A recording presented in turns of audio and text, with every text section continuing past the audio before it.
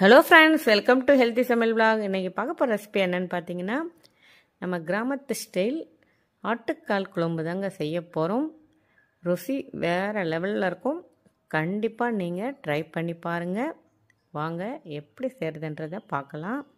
இட்லி, தோசை, சாதம் எல்லாத்துக்குமே அவ்வளோ நல்லாயிருக்கும். ஆப்பம், இடியாப்பத்துக்கெல்லாம் கூட சூப்பராக இருக்குங்க. இந்த மாதிரி ஆட்டுக்கால் வாங்கி நல்லா சுடு தண்ணி சேர்த்து க்ளீன் பண்ணி வச்சுக்கோங்க. இந்த அளவுக்கு க்ளீன் பண்ணணுங்க. ஒரு முடி கூட இருக்கக்கூடாது. அந்தளவுக்கு க்ளீன் பண்ணி ஒரு குக்கரில் சேர்த்துடலாம். சேர்த்துட்டு மஞ்சள் தூள் ஒரு 1/2 டீஸ்பூன் அளவுக்கு சேர்த்துக்கோங்க. 1/4 டீஸ்பூன் சீரகத்தூள் சேர்த்துக்கோங்க. பூண்டு ஒரு 10 பல் சேர்த்துக்கோங்க. கல்லுப்பு கொஞ்சம் சேர்த்துக்கோங்க. சேர்த்துட்டு இப்போ தண்ணி சேர்த்துக்கோங்க. கால் வேகிற அளவுக்கு நம்ம 2 சொம்பு அளவுக்கு தண்ணி சேர்த்துக்கலாம். சேர்த்துட்டு இதை அப்படியே மூடி ஒரு 6 இல்லைன்னா 7 விசில் வச்சிடலாங்க. உங்கள் தண்ணி எந்த அளவுக்கு வேகுமோ அந்தளவுக்கு வேக வச்சு எடுத்துக்கோங்க. இப்போ ஒரு பேன் வச்சு ஒரு 3 பீஸ் அளவுக்கு தேங்காய் துண்டு சின்ன சின்னதாக கட் பண்ணி சேர்த்து அது கூட கொஞ்சமாக ஆயில் சேர்த்து நல்லா விதக்கி விட்டுக்கோங்க. கொஞ்சம் வாசனை வருங்க, அந்த அளவுக்கு விதக்கி விட்டுக்கோங்க. இதை விதக்கி செய்யும்போது அவ்வளோ நல்லாயிருக்கும். பாருங்கள் எந்த அளவுக்கு வாசனையாக இருக்குது பாருங்கள். இப்போ நம்ம மிளகு ஒரு 1/2 டீஸ்பூன் அளவுக்கு சேர்த்துக்கலாங்க. 1 டீஸ்பூன் கூட சேர்த்துக்கோங்க, நல்லது தான். மிளகு தான் இதில் நிறைய சேர்க்க வேண்டியதுங்க.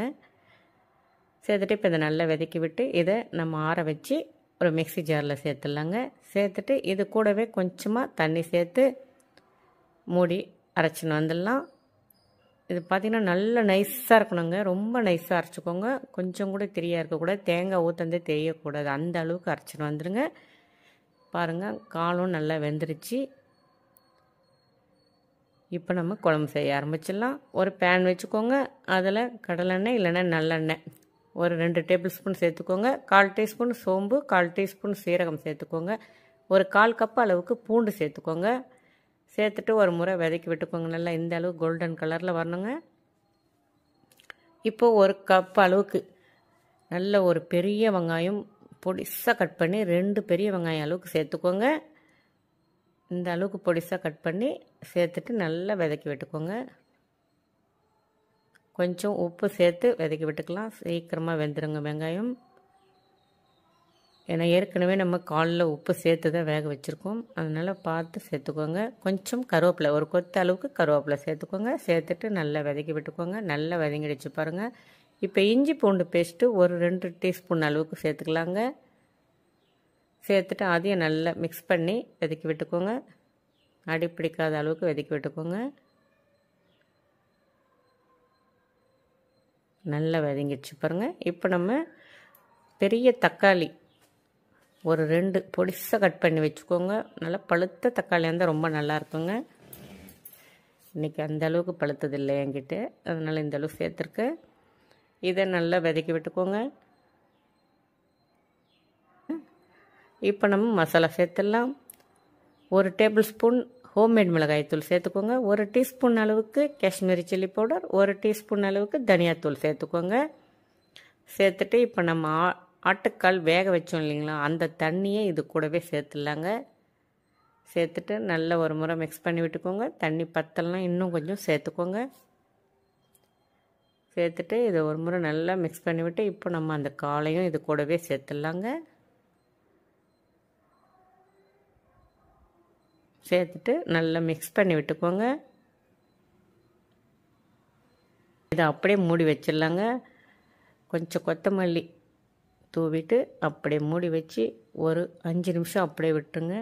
நல்லா கொதி வந்துடுச்சு. இப்போ கொஞ்சம் உப்பு சேர்த்துடலாங்க. குழம்புல கொஞ்சம் உப்பு பத்தலை, அதனால் உப்பு சேர்த்துடலாம். நீங்கள் பார்த்துட்டு சேர்த்துக்கோங்க. சேர்த்துட்டு ஒரு முறை நல்லா மிக்ஸ் பண்ணி விட்டு மறுபடியும் அப்படியே மூடி வைங்க. இன்னும் ஒரு 5 நிமிஷம் போதுங்க. நல்லா அந்த ஆயிலெலாம் பிரிஞ்சு நல்லா வந்திருக்கு பாருங்கள். குழம்பு இந்த மாதிரி தான் வரணுங்க. இப்போ நம்ம அரைச்ச பேஸ்ட்டு தேங்காய் மிளகு சேர்த்து அரைச்சோம் இல்லைங்களா, அதை இது கூடவே சேர்த்துடலாங்க. கொஞ்சம் தண்ணி சேர்த்து மிக்ஸி ஜாரில் அதையும் இது கூடவே சேர்த்துருங்க. இப்போ நல்லா ஒரு முறை மிக்ஸ் பண்ணி விட்டுக்கோங்க. இப்போவே நல்ல ஒரு வாசனை வருது பாருங்கள், நல்லாயிருக்கும். அப்படியே மூடி வச்சுருங்க. அவ்வளவுதாங்க, ஒரு 2 நிமிஷம் தாங்க. தேங்காய் சேர்த்துட்டு ஒரு 2 நிமிஷம் போதுங்க, ரொம்ப வேண்டாம். அவ்வளவுதான். மிக்ஸ் பண்ணி எடுத்திங்கன்னா சூப்பரான ஆட்டுக்கால் குழம்பு வில்லேஜ் ஸ்டைலில் ரெடி ஆயிடுச்சு. இப்போ நம்ம என்ன தான் செஞ்சாலும் கடைசியில் கொஞ்சம் மிளகுத்தூள் சேர்த்தா தான் அவ்வளோ நல்லா இருக்குங்க ருசி. ஒரு 1/2 டீஸ்பூன் அளவுக்கு மிளகுத்தூள் அப்படியே தூவி விட்டுக்கோங்க.